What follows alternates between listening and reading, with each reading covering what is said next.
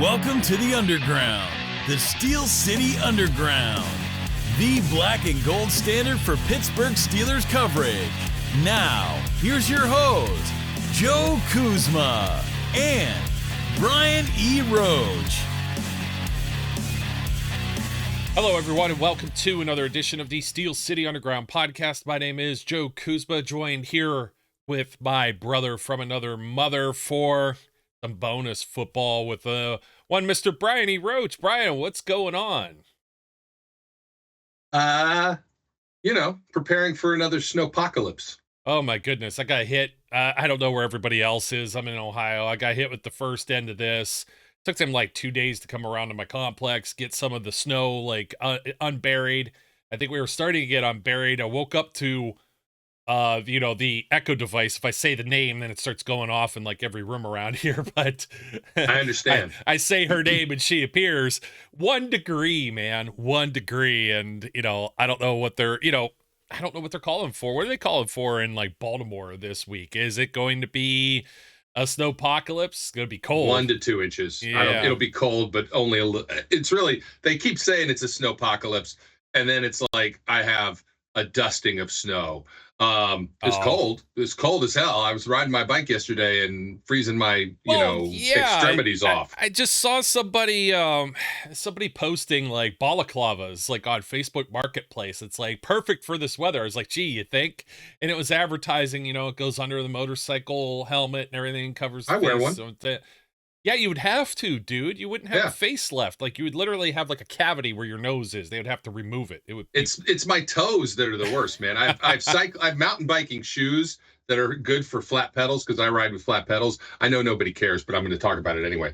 But my toes, oh my God. Like during the winter, I'm lucky I can do if I can be out for an hour because my toes are frozen. Yeah, I hear you there because going to the Bengals game, which, I was like, hey, thank you for making this an 8:00 kickoff where we don't have like any daylight or anything to help thaw us out. At one point, I think around 4:00 or so, and our crazy asses were out there tailgating too, of course.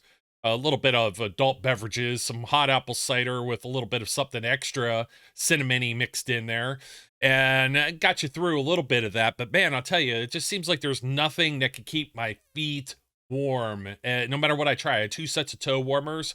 Now I've got one of those new, as you know, Heather got me the Steelers, the heated coat that has like the heated elements. My cousin got the vest too, which was funny. But I have the power bank and I brought an extra one, and that thing got me through. I'm telling you, it was great. But for the most part, man, I can't figure out my feet. I know some people bring like cardboard and put it down. I thought about going to Dollar Tree and getting a floor mat. I did that back like 2 years ago when they had the Christmas Eve game against the Raiders and it was like 9 degrees and the beer was slushing when you opened it and everything. Yeah.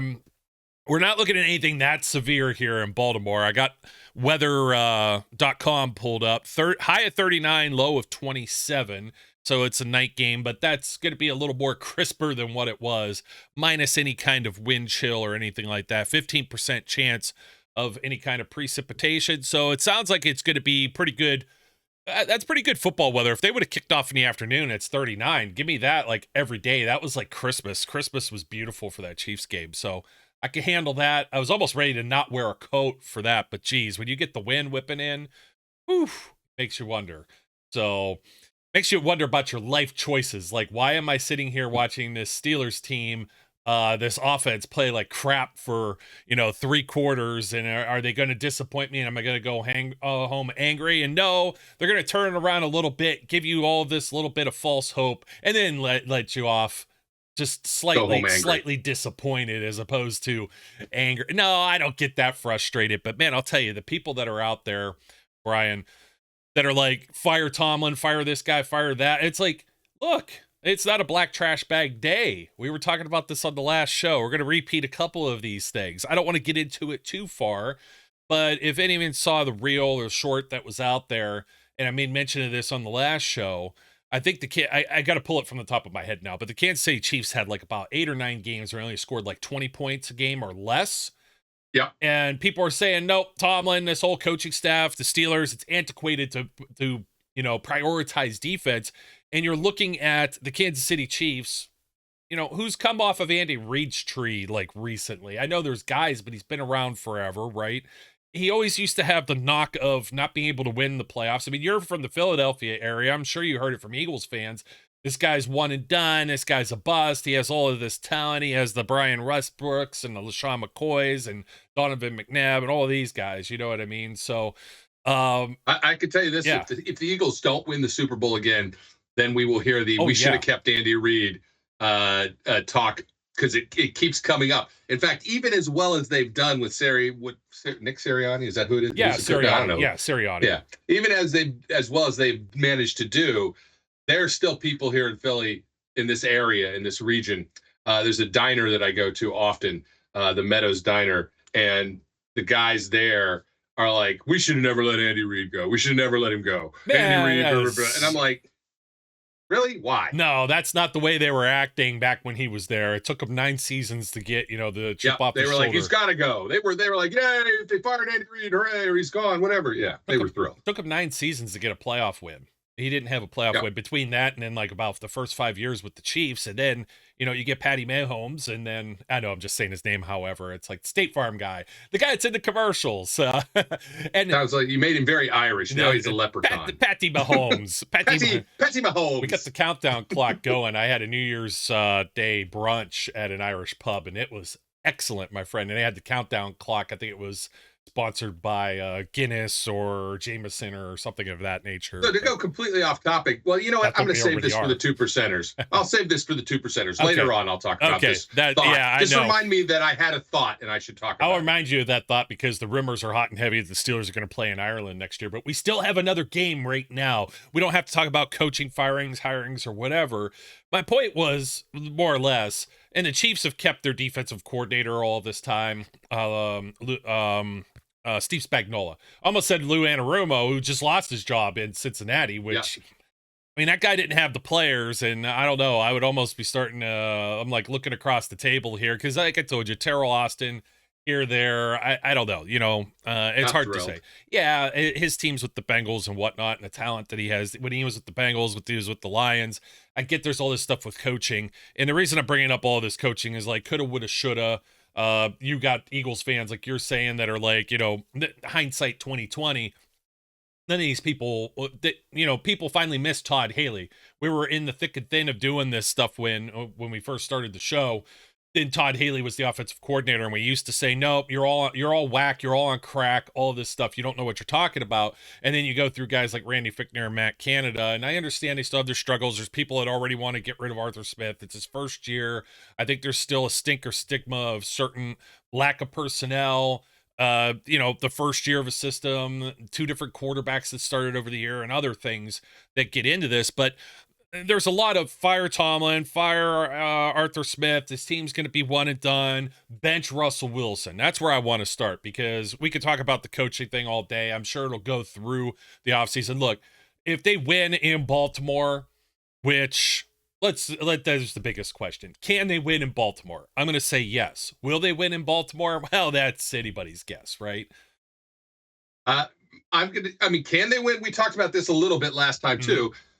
They absolutely can win in Baltimore. They know how to beat the Ravens. They know how to play the Ravens, right? These two teams know each other very well. They can win in Baltimore. I will be a little more pessimistic than you right now. Based on the last 4 games, will they win in Baltimore? No, but you never know. If they can figure it out, if they can make some changes, they have the ability to win in Baltimore. Do I think they will? I'm not. I'm setting my expectations very low. Well, we had some and hoping to be pleasantly surprised. Well, we had the wild card games last year. 45-14 Texans over the Browns. 26-7 Chiefs over the Dolphins. Packers 48-32 over the Cowboys. Lions 24-23 in a close one with the Rams. Bills 31, Steelers 17, and then the Buccaneers 32-9 over the Eagles, which nobody saw coming on that one. That there was a few surprises here. Obviously, the Texans beating up on everyone's darling Cleveland Browns. But look at how many of these teams aren't even in the postseason again this year. You've got at least 3 off the top of my head there, doing the quick math. So do you think it's going to be as rough of a game as a 31-17? I mean, it very well could be, But when you were going into this game last year, you knew you didn't have TJ Watt against the Bills. You had to play on the road. And then they had to unbury Buffalo, and you had all of this stuff that, transpired with moving the game due to snow apocalypse, snow blizzard, Yeah. and snow whatever. That was a fun Snowpellion. 2 days that we were up there. That was fun. It was fun, but getting the hell out of there first thing in the morning was like not paramount. fun. It was well, for you, it was even worse going east. Me going west, I was able to go west about, I got out to like Erie. I remember, I think I got past Erie and got all the way out to Ashtabula and then hit south. As soon as I hit south, I was good to go. But Poconos were scary coming back. I bet they were, my friend. I just don't know that I anticipate the same thing happening here. I feel like this is a full complement of defense. I know that the Ravens, they've been putting up 400 yards plus of offense in each of their last 4 games. We've highlighted this a little bit on the show, we haven't, but people are going to talk about coaching, this, that, or the other thing. I think that bye week in week 14 before the Ravens go and play the New York Giants is a pretty big deal. When you're playing a 2-3 win team, even if you're playing them on the road, you come off of a bye, you're fresh, you're healthy, and then you get to rest some more of your players so you could get prepared and play the Steelers after the Steelers play in this Eagles team where the Eagles offense held the ball for like 10 minutes of the fourth quarter or whatever god awful time of possession that was. They were already gassed. They're already playing a short one day shorter, so they get to play on Saturday. And so the Ravens have their way with the Steelers 34-17, almost a very eerily similar score to that Buffalo wildcard game last year. 418 yards and whatnot of offense. 34 points. Then they go to Houston, 31-2. Houston also kind of down in their doldrums. They get to play in a dome. Then they play against the Browns, who were sitting everyone. They didn't have, who did they have? They had Jerry Jeudy, I think. That was it. Because it was Bailey Zappi. Yeah. Let's be real. Unless they were going to play Jameis, they have nothing. No, there was no chance there. But, I mean, it was Bailey Zappi. And I'm watching the Hard Knocks thing, and they're talking about Bailey's throwing this hard ball. And, of course, they get to the game, and one of the first things he does is throws a pick 6. And you're just like, well, the wheels have come off of this already. So, I mean, the Browns, at least, they put up 10 points. But it was a 35-10 win for the Ravens. They've scored 30-plus in each of these games. But all has been made of the Steelers losing and not who their competition has been, and the Ravens winning and not who their competition has been. The Cleveland Browns have the 2nd overall pick. The Giants have the 3rd or 4th. These are teams that are picking in the top 5. The Texans are supposed to be a contender. They had a very similar slide, and then they sat players last week to rest as well, heading into the wild card. So I don't know I don't know. I'm not the betting guy. But if I had to put some money on just the way that the Steelers defense played against the Cincinnati Bengals last week, and the way they were able to hold Joe Burrow in check and hold, I'm not going to say hold Jamar Chase in check, but aside from he had the one big play, they had 3 throws in a row where Corey Trice kind of got abused there. They held that offense largely in check, even in a loss. Where it now falls apart is on the Steelers offense, obviously, but it gives me some optimism that the Steelers defense, which the team is built and designed to win within the division, and it's specifically with Baltimore as a target, that gives me some optimism that there's a fighting chance to slow down the Ravens and beat them in Baltimore. Yeah, I think the defense is going to live up to its billing, right? I think the defense is going to be good. It will help if Zay Flowers doesn't play. Right. And I don't know. I've been watching the practice reports and I haven't any injury reports, so I don't know what the situation is. DMP for 2 days, so not looking good. Not looking good. All right. So Zay Flowers doesn't play. That's their biggest receiving threat other than Mark Andrews. Right. And I think, if the Steelers are healthy, if we've got both our starting cornerbacks, if we've got a full complement, if TJ's feeling better, they absolutely can hold the Ravens in check. My lack of confidence comes from the offensive side of the ball, right? The question really is going to be, this is not new for this team, right? If they can get takeaways, if they can win the turnover battle, if they can not kick themselves in the foot or bite themselves in the butt, they can win the game, right? The offense, I would be stunned to see the offense destroy the Ravens, right? I don't buy that. That's where I don't have the confidence. So I think the offense struggles to put up points. If they get put in the right positions, if they get short fields, if they can capitalize on turnovers and mistakes that the Ravens may or may not make, then they've got a shot. But things have to roll their way, right? From the offensive side. I don't think it ends up a blowout. If it ends up a blowout, it's because the offense is turning the ball over left and right, and we got another one of these 31 to 10-minute time of possession kind of games, and the defense is just blown out. I don't buy that it's going to be that bad, but I think that they can struggle to win if they can't put up points, and I'm just not confident in the way this offense has been rolling that they're going to put up points. I understand that. That leads me to where I almost jumped in first off of my little coaching rant. Let me go back to that real quick before I talk about offense. Coaching rant. Do we honestly believe that Mike Tomlin does not try to get this team the most prepared as possible? I think that's such ridiculous. A terrible, ridiculous take. You look at if you look at the way Hard Knocks and all this, even Kevin Stefanski, who knows he has a dog and a loser, is still trying to get Bailey Zappi up to speed. They're still evaluating. I mean, this is what these guys do. None of these guys are trying to go out there and throw games, lose games, anything of that nature. They're not trying to be, as some people would accuse Tomlin of being, mediocre. Okay. These coaches, they both know each other's teams very well. Baltimore will be a tough place to play in. Russell Wilson's a veteran quarterback. Russell Wilson's still going to give you the best opportunity to win this game. The people that were calling for Justin Fields to play over Russell Wilson, it don't know ball. Okay, the Steelers, they lost 2 games to non-playoff teams under the guise of, under Justin Fields while he was playing. Justin Fields had the full complement of the defense, and through the first 5 games, I take that Vegas game out because remember we were saying even back then, week 6, this is kind of a mirage. The defense gave them short fields. They did this, that, and that. Okay, so then you go to Russell Wilson's first 6-7 games, okay, which include a loss in there somewhere. They had the Browns Thursday night or whatever in that game. And Wilson got this offense over 100 yards more per game and 10 points per game on average. Then they went into Philadelphia and the wheels fell off of this for a number of reasons. You didn't have George Pickens. Defensively, you didn't have guys like Deshaun Elliott, Dante Jackson, Joey Porter, a banged up TJ Watt.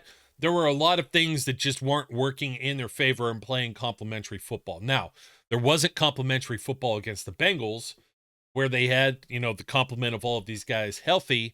It took them a little bit to try and finally get this going, and they almost did. But for the most part, I'm going to tell you, Justin Fields is giving you the same thing as Kenny Pickett. The people that were out on Russell Wilson, they're saying he's washed. Okay, he had a fumble in Baltimore, and it's a 14-point swing.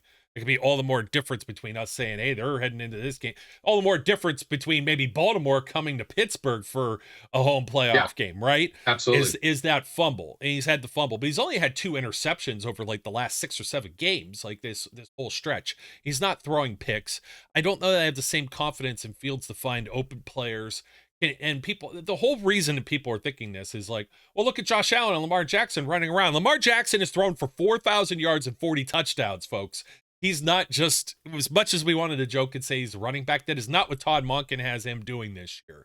And they've been able to throw the football. Mostly to tight ends. Zay Flowers being out might be a huge impact to their whole formula and how they do business. Same thing with Justice Hill, who's also, he came back. He was concussion protocol and illness. He was a full participant, but I said, man, if he's out too, that could be pretty interesting. Also on their injury report, I'll mention the other notable is Kyle Hamilton. So Kyle Hamilton not being available would be would make a huge difference for the offense. That's a big asset. That's like saying Minkah Fitzpatrick isn't going to be playing. I don't know that I want to put Hamilton on Fitzpatrick's level just yet, but he's on the cusp. That's an athletic dude. He does it all. You know what I mean? So offensively, I'm just saying that if you take some of the balls that Russell Wilson put in the hands of George Pickens, put in the hands of Pat Freiermuth, put in the hands of Calvin Austin, Van Jefferson, when you're going to him that many times too, maybe a little bit of an issue, but some of these guys actually catch the ball. It's not like these balls are sailing. You have to make matrix catches. I rewatched the game. That George Pickens one that he slowed up on, it's like you didn't really get a replay or see that on TV. Somebody probably didn't even realize the Gesicki catch that I said wasn't. We had a replay in the stadium that very clearly showed the ball hit the turf that they did not show a replay of on TV. So people probably think that I'm crazy making up stuff. It's like, now I go back and see it, I was like, oh my God, this doesn't even paint the whole picture. So this isn't like Mitch Trubisky, like not being able to hit the broadside of a barn. These are guys legitimately dropping the ball, where now you go from like Russ throwing for like 170 yards to throwing for like 300. They move the ball down to the red area as long as they don't turn the ball over, which has been done by other guys like Pat Freiermuth, by Najee Harris on a pitch to him. Jalen. Yeah, guys losing the football. This isn't a Russell Wilson problem. This is a whole team has to get their head out of the ass and not make mistakes problem. Yeah, they just are not a good enough team to overcome their own mistakes. Correct. They need to play mistake-free football. They can maybe make 1-2 errors, but when they just consistently are dropping passes, turning the ball over, blowing assignments, not communicating, they just aren't good enough to overcome that in the current configuration of the Steelers. Do I think do I think they can win? Yes, I think they can win. I give them like a 60-40 chance. Steelers got 40% chance to win versus 60 right now, simply because I don't have that level of faith in the offense right now. You're absolutely right. If Pickens doesn't drop and Freiermuth don't drop the passes that they dropped, the Steelers probably beat the Bengals, right? Especially the Freiermuth pass at the end of the game. Freiermuth doesn't drop that pass, they probably kick a field goal and win the game. Do you feel good about the win? Probably not, but they end up winning the game. Right? Does it really make a difference? Yeah, it probably does, because now you're going to Houston. But they're not far off from being able to make some consistent plays, but they didn't look great against the Ravens in Baltimore the last time offensively. And admittedly, that's the big question. Can they figure out how to rebound from that and do what they need to do? And I'm wondering what the component might be of that. Now, you look at the Steelers injury report. Roman Wilson, full participant. Dante Jackson, full participant. Cole Holcomb, full participant. Logan Lee, full participant. Mason McCormick has a broken hand. He is limited, and it's a little questionable if you want the Rook out there with, one paw and a cast. Now, they had Spencer Anderson playing at the beginning of the season. I don't know if Spencer Anderson offers you more upside or not, because quite clearly the offensive line has had its struggles. They're just not like block.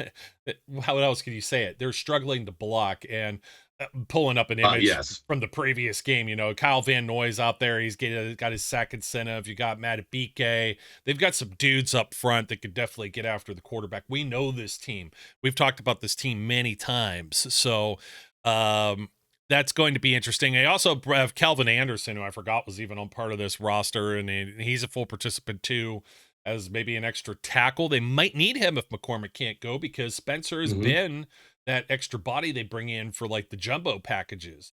So that's one to look at on the for the injury report.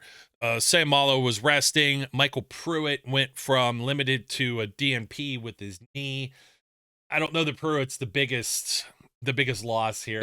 That's not going to be the end of the world. I'd prefer to not see him on the field as much as he probably is. And then you got the flu bug going around with Cam Hayward and then Chris Boswell, and all of a sudden everybody's like freaking out. Chris Boswell, I think Chris Boswell will get an IV and go out there and be the Terminator that he usually is.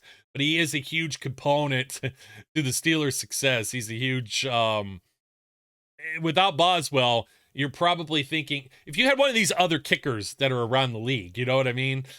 You're holding your breath, even if you're Cincinnati in that game with Cade York. You think he's going to miss like a 34-yarder or whatever, like a chip shot. Yeah. You got Boswell, and he's literally got like the highest percentage now, I think, for, I don't know, 40 plus, from 50 plus in NFL history. I know he surpassed Tucker, who had his struggles earlier in the year and came back around, but this could very well be a classic low scoring game, despite the Steelers going into this one as 10-point underdogs. And what was the over under on this? 43.5, which, that's Vegas or somebody trying to say the Ravens are going to score 30 and the Steelers are going to struggle to get to 17. I think the Steelers, though, despite that slide that they've had offensively, they get over 20 some points. I think they got a shot at winning this. I my gut, I'm saying this is going to be close, but is it going to be another 30 plus points Baltimore blowout? Only if this offense goes like 3 and out in the first half, like 3 or 4 times, leaves the defense out there to hang, and the defense can't get off the field on third downs and lets Baltimore just completely dictate the pace of this game. That's the way that game script will go. But let's say Lamar makes a big mistake early and the Steelers can get up like 10-0 and then dictate the pace. It's going to be a whole other story. Oh, absolutely. If they can get Baltimore to make a mistake, and then they can capitalize on it. That's been one of the Achilles heels of this team over the last 4 games, is when those teams are making mistakes, we're not doing anything about it, right? Balls are on the ground, but we're not getting them. Balls are tipped in the air, but we're not coming down with them. When we do manage to get a turnover, we're not turning it into points. So if they can do that and they can reverse that kind of trend, it's certainly possible. Yeah, and Lamar, not the biggest or the best playoff record. He kind of got that chip off his shoulder last year. Got to the AFC. At least he won game, one. Yeah, at least he won one. He finally got one. But 6 touchdowns to 6 interceptions is what I think I saw for his postseason career. It's not been the sharpest of performances when you get Lamar Jackson in the playoffs, MVP or not. So I think that's something too. I think, how did the Steelers attack like Lamar Jackson, slow down Derrick Henry? I think it does help a lot when you don't have maybe some of your backup corners. You have physical guys like Deshaun Elliott in this game. I think Deshaun Elliott is going to be so geeked up. I can't describe just how over the course of the season, how much I'm in this guy's camp. The more and more I watch him, and then you see the type of versatility he brings, the things they had him do in the Bengals game, even covering receivers and tight ends or bracketing, and some of the confusion that goes there. And I go back to Brian Flores a couple of years ago being the linebackers coach, and one of the things he did back when he was with the Dolphins and they were up against Lamar Jackson and the Ravens was a lot of zero blitz type stuff. So you're going to see stacked boxes. You're going to see 3 inside linebackers. It makes me wonder if they would, I don't know. It's a playoff game. Is it risky to bring Cole Holcomb out there? But you're going to have at least a Landon Roberts. We saw Mark Robinson, some of the very little play time that he's had on defense. He was out there in one of these Ravens games too. And that, they're going to stack. They've had Preston Smith playing as a defensive end as well, playing in, Cam or Larry Ogunjobi's spot. And Keanu Benton, one hell of a play made right after Renegade, after during the Bengals game. He comes out and gets a huge sack just manning up on his guy.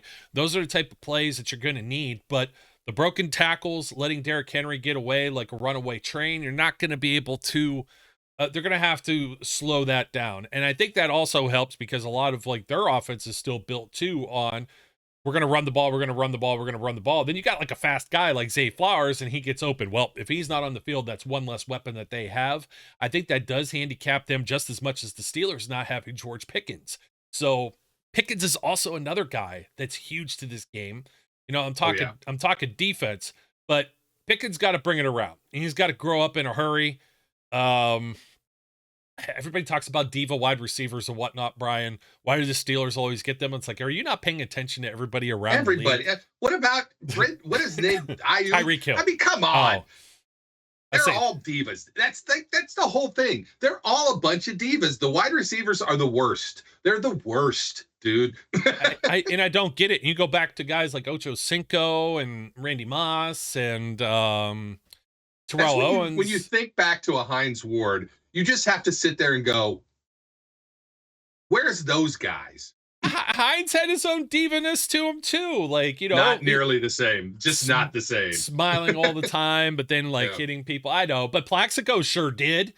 This isn't like exclusive to the Steelers. Plaxico was a bit of a diva, no question. Yeah, I mean they've had more than one, and not just Antonio Brown, but George Pickens. Well, no, that's the king. That's the king of the divas right there. King. He's supreme leader of the diva wide receivers. Yes, like all others bow to his feet. I mean, Owens would be kind of up there too, I think. I mean, Terrell Owens is close. Yeah, but he's like the VP. Terrell Owens was winning that battle, and then Antonio Brown said, "Hold my beer." Oh my God, Antonio Brown was like holding my 6-pack. He just kept chucking beers to him. But, aside from this, though, all kidding aside, I think that's the way that they have to play against the Ravens. They got to put them in like some third and not so manageable. I do like that Corey Trice got some good playing time, too, and some good opportunities. I'm starting to wonder if Beanie Bishop shouldn't play some more. I know that, there is a thing about Mike Tomlin being stubborn. Getting back to the coaching. Yes, he is stubborn because he looks at the risk reward factor of we're playing certain rookies, whether it be Peyton Wilson, whether it be Beanie Bishop, whether you're going to try and put Roman Wilson out there or not even having like Mason McCormick wasn't going to play initially, but you've got stuck in having Zach Frazier as a starter for sure. It's just that thing where he realizes the rookie wall. He realizes the way the NFL is. And go back to Andy Reid. He didn't even have Patrick Mahomes, not Patty Mahomes, starting his first year. And then you look at all the success they had, and it's like, would they have had the same success if he would have came and played right out the gate, or would he have had a slower learning curve? Because people point at Josh Allen and how he had his struggles over his first 2-3 years. So not the same thing as Justin Fields. You can't put those two guys. Somebody was trying to put Justin Fields in the same category as like Josh Allen. I'm like, that's not. You can't put him there. It's not the same. Come on, what are you talking about? Now, will they have a package for him? It concerns me. It's the same risk reward. We saw them take that risk in Cleveland, and it didn't pay off. And again, you're going to somebody that should be your playmaker, your wide receiver one in George Pickens, and it doesn't come down for one of many reasons. So the playmakers, well, go ahead. Yeah. I was going to say, if they've got packages for Justin Fields, the first thing that they need to do is let him throw the ball on one of them, right? Because as soon as he comes in the game, the assumption is run. That's just going to be the assumption because those are the packages they've had. So if you put Justin Fields in the game for a package, it better be the first one better be a pass because you've got a chance to catch everybody on their heels, not thinking about it, right? And then that will loosen them up for the rest of the game if you have additional packages and maybe he can run and do other things. I don't think it's really viable at this point, right? Honestly, it just isn't. The offensive line is just not good enough to begin with right now. I just keep with consistency, but I said this at the end of the game. Figure out what you do well and do that, right? Stop doing the things that you don't do well just because you think that's your identity. Sometimes you have to figure out that, who you want to be is not who you are. Yeah, I agree with that. For whatever reason, I feel like the whole toss sweep thing, it's just slow. Like Najee just doesn't hit at the same pace. Cordero Patterson doesn't hit at the same pace. But you put those guys like up the middle, and that seems to work out. A and B gap type runs when maybe you pull the guard, but the whole toss sweep type thing, it almost seems like it's slow in developing. Like the linemen don't get, by the time they get a hat on a hat, the hat isn't on the hat. The defender's already by them. And if you've got good corners, which the Ravens do, Wiggins, I think Wiggins was the one who had the pick six. The rookie out of Clemson, he's been pretty solid for them. I know they got Stevens, and then of course Marlon Humphrey. So they've got some guys in addition to just a Kyle Hamilton, and then Washington, who's now been playing at safety, and that was the huge piece that they were struggling with defensively, and they got to turn some of it around. But I still think this is a team that you could get points could be scored on them. It's not impossible, and it just, the impression is that there's some unstoppable juggernaut when the bulk of their more difficult games earlier in the season. I mean, the Ravens started 0-2. They lost to the Chiefs, I know it was a close game that came down to a foot on the stripe out of bounds. Then they went to the Vegas Raiders and lost, or at home they lost to the Las Vegas Raiders, I should say. They squeaked out games against the Cowboys by 3 points. You look at the Steelers losing to the Cowboys. They were able to beat the Bills. They had an overtime game with the Bengals.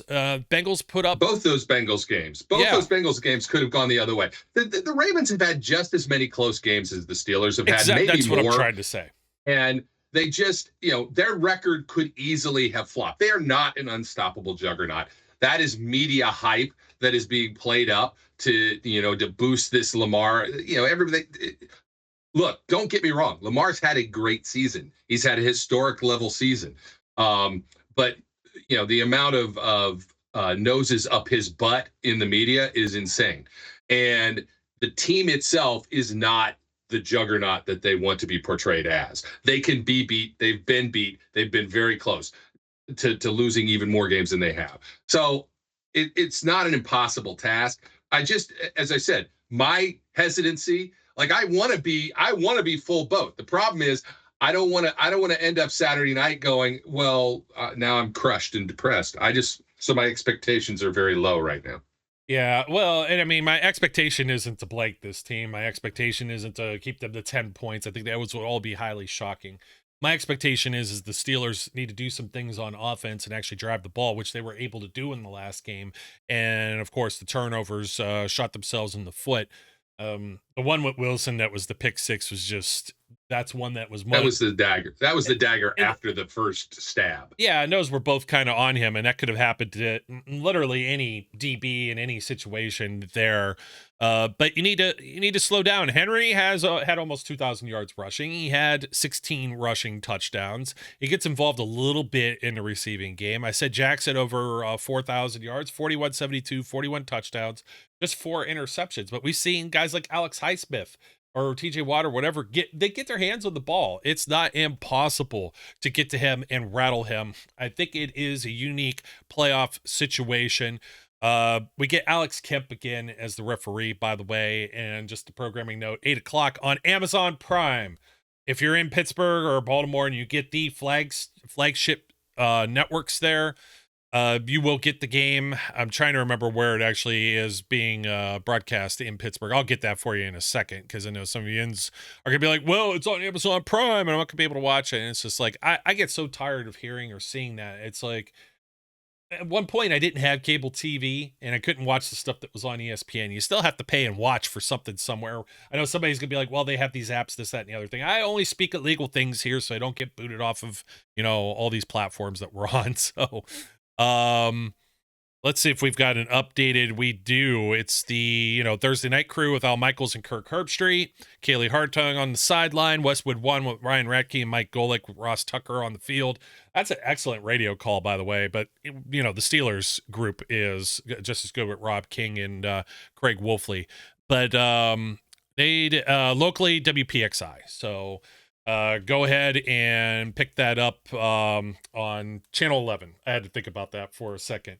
So it was brutal just trying to get the Browns and Ravens game to come in tailgating too off the antenna. I don't know what it is with some of these local stations, but if you've got an antenna, you should be able to grab it if you're able to get channel 11 out of Pittsburgh. So otherwise, use your Prime membership, get your Prime Video to watch the game, and hopefully hasn't been any bugs with Thursday night or anything that I know of. Nothing like the Netflix stuff with the Tyson fight, so we should be okay. I don't know.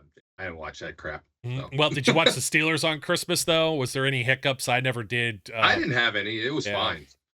I never did get this. I didn't see nearly the same amount of complaints with the Tyson fight. Was a struggle even where I was, and I've got gigabit internet and all the fancy bells and whistles. The things are hardwired in for the internet, and it was just like, nope, their servers are getting hammered. But you've got the Thursday Night Crew here, so you don't have to listen to Collins Worthless. At least that's one positive that we could talk about. Positive. So Steelers protect the football on offense, get the football on defense. They're going to have to create some turnovers, and they're going to have to do something with those turnovers. Points off of turnovers will probably be the determining factor in.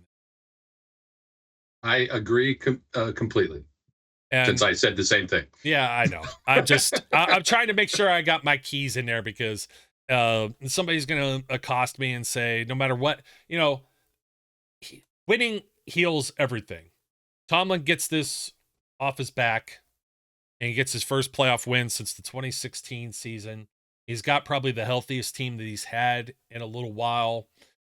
You look at some of these other games, 2020, where you're missing like Bud Dupree and Devin Bush, and there's no fans, or you go, they limped in and they had to play Kansas City with Ben, who was like on his last leg, and the only guy that could score was TJ Watt. I'm going to give them a little more credit than that going into this one. Last year, this is a better team. Yeah, Miles Jack and Michael Walker and Eric Rowe and Tristan Thompson or Elijah Riley, whichever one of them was playing. I mean, they just had so many bodies that were missing, and they were struggling against Buffalo. I think this is all hands on deck. I think that's them being healthy, aside from the offensive line, is the one thing that I think is a very positive in their favor. And I think they match up really well with the Ravens. I don't know if there's much more I could say other than that, and waiting for the game here on Saturday night. So here we go. All right, here we go. We'll see. And by the way, okay, so for the 2%ers, here's the thing. We're going to go to Ireland. There was already discussion about that. We're going to go to Ireland and try and watch the game in Ireland. We going? I'm all up for. I've been to Ireland. I would go back there in a heartbeat, man. I need you to be my tour guide there. But yeah, that's the word on the street is, and it's maybe against the Packers is what the murmurs are. There's people that already know this in the media because I was tipped off years ago. If you happen to remember, they were going to play in Mexico City against the Chargers. That was a done deal until that was it Chiefs 49ers maybe. I know it was the Chiefs. They had to replay the game, or maybe it's Chiefs Rams. They rescheduled the game, and it bumped the Steelers Chargers the following year to being stateside. So, but had that not happened, whatever the poor field conditions or whatever that was going on at the what they call the I want to say Arena Mexico, but that's not the name for it. But the big ass stadium they got in Mexico City, it was just not playable, and they had to move it. So some of the folks that are already kind of putting this out there, those international games, they've already got it figured out. They know, they have to know. Dublin, I assume. I think so. I mean, I really don't know. They were talking about is there like a Croce Field or something like that that's out there? I'm not sure if that's like how you even say it, but I'm sorry. I don't know a whole lot about Ireland. I'm not going to try to pretend I know a lot. I'm just trying to recall some of the things that I see floating around out there in Rimmerville, but that might be a fun trip. It's something I would have to seriously debate. My cousin was already talking about doing it. We already know the schedules for next year. I think the road games that are most doable, at least for me, they're going to play at Chicago with the Bears and then at Detroit with the Lions. But that Lions right now is a hot ticket, and I'm not sure it's going to be an easy one to get into, even though it's a nice the Bears easy road one, trip. Unless they turn around and have a hell of a season and start to win, we could probably get Bears tickets for next to nothing. Well, it depends. So is that going to be like their home opener, and there's like a little bit of optimism because now they get whoever the new shiny coaching hire is? Good point. Yeah, it depends on when it is. Yeah, but then again, if it's in December, do you want to go?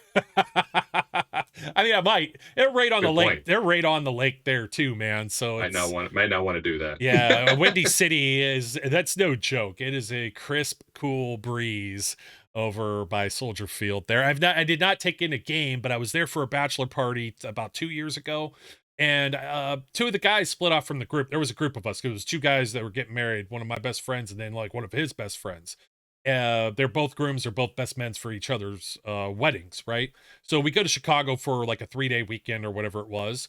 And that's when, we got the illusion of a Steelers offense with Matt Canada and Kenny Pickett when they lit up the Bucks. And I was like, ooh, this looks really good. I'm excited for football. Well, to get to the point, the Bears were playing a preseason game and two of the guys splintered off. They're not even Bears fans. They just went for the hell of it. I was like, oh my goodness, I would have went for like $20 just to go and just hang around. So we didn't have anything else going on. I was just sitting around in the hotel. So it would have been real easy. There was, the train or the bus or whatever that drops off right there, goes back to the hotel. It's like, however, $5 for a day pass. That would have been a lot of fun. So Chicago might be, I got to go back to Chicago just to get some pizza, Brian. I know we talk about coffee. I know we talk about toast, but for the 2%ers out there, this is very important for the survival of the Steelers this Saturday. Are you a pizza guy or are you not a pizza guy?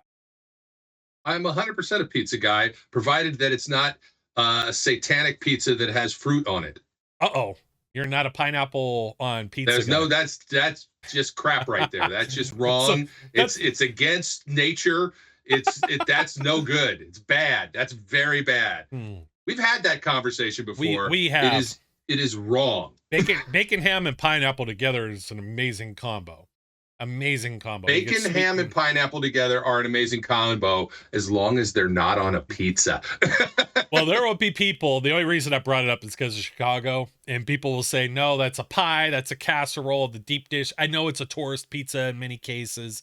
Chicago has a tavern style, very similar to the Dayton cut style pizza. Look that one up, folks. It's thin like cracker. Casanos. Yeah, well, that's depends the best, man. Depends on the Casanos. Pizza. So the Casanos you ate, does it have the salt on the bottom? Salt on the bottom. It's got the little teeny tiny sausages.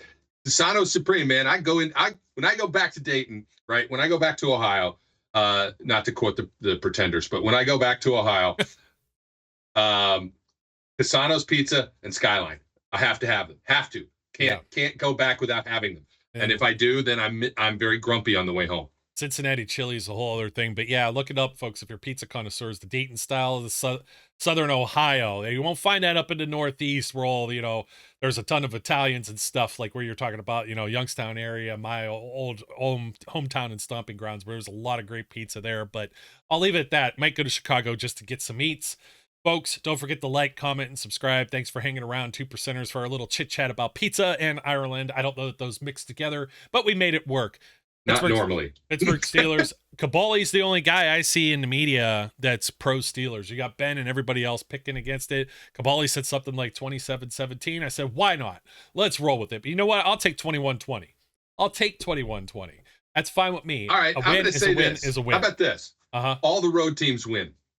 You know what? And we were talking about last year. I actually need that to happen, by the way. That makes my weekend. If all the road teams win, you know why? You know why, right? If all the road teams win and then the Broncos can beat the Chiefs in Arrowhead, we get a home playoff there. Yeah, I mean, we're stretching a little. That's a real reach. Look, but for a guy who's not even optimistic about winning this game, right? My dream scenario is all the road teams win. We beat the Chargers in Los Angeles, and the Broncos beat the Chiefs, and then we host the Broncos in the AFC Championship game. That's my dream scenario. I'm not sure, I'm trying to math there, but yeah, you have to, in order for the Steelers to not, if they win this game, it has to be 5-6. It has to be 6-7. It has to be us and the Broncos are the only teams left. Well, and not only that, but the Broncos have to win this weekend in order to avoid going to Kansas City. So, well, they have to win this weekend, and then they will go to Kansas City. Correct. Because they'd be the lowest seed. If the Steelers do upset the Baltimore Ravens, move on, and then you still have the Broncos losing, then the Steelers have a return. The Steelers go to Kansas City. With Kansas City, which, in Kansas City. Yeah. That path, as crazy as it sounds, that's doable. That's doable. We just talked about Kansas City. They're playing a lot more defense. That'd be two defensive teams. Now, I know Mahomes and Andy Reid, offensive mind, blah, blah, blah. Yeah, a lot of that's true. They put a lot on the Steelers, but I think a return engagement and some familiarity there, that could put them in jeopardy as well. So we'll see. I was looking, I think it was, I went back 2 years. So 49ers won at home. Jaguars won by a point at home. We're talking about playoff teams here. 49ers and Seahawks, Jaguars, Chargers. Bills won at home over the Dolphins. Vikings lost at home to the Giants. Bengals beat the Ravens at home, and the Cowboys won on the road in Tampa. So for the last two seasons, you've had 2 or 3 road teams go in and win. But it's usually been like in your 5-4 seed thing. Although the Giants here were a 6th seed, so I won't necessarily say. So you're saying there's a chance. That's all I'm saying. I know we sound crazy. We sound optimistic. But you know what? Damn it. Let me be clear. I'm not optimistic.